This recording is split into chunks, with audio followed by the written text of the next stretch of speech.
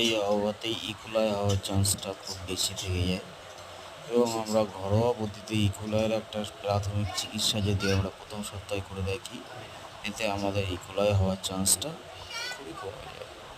এই ঘরোয়া পদ্ধতিটি হলো 400 গ্রাম জল, 400 গ্রাম ভিনিগার, 100 গ্রাম ব্লিচিং, 200 গ্রাম খাবার সোডা। জলটা ফুটিয়ে ঠান্ডা করে নেবেন, নিয়ে 4 একটা 2 লিটারের পরিষ্কার বোতলে ঢেলে দিয়ে 6 থেকে 7 ঘন্টা রাখার পরে দেখবেন উপরে একটা পিঙ্ক কালারের জল আসবে, গোলাপি কালারের যেটা হয়। ওই জলটা দিয়ে 3 দিন রাত্রে জল শোধন করে দেন, আপনার পাখির ইকোলাই আর আসবে না, ইকোলাইয়ের চান্সটা কেটে যাবে। এবং 20-22 দিনে যদি আরেকবার করে দেন, তাতে আপনার পাখির আর ইকোলাই হওয়ার চান্স সারালোটেই থাকবে না। 1 লিটার জলের জন্য 1 ml, 3 দিন রাত্রে এটা দেবেন এবং পাখির খাওয়া বেড়ে যাবে, পাখির ইকোলাইয়ের চান্সটাও কেটে যাবে। খুব সুন্দর একটা উপকরণ, আপনারা ব্যবহার করুন, আপনারাও উপকার পাবেন।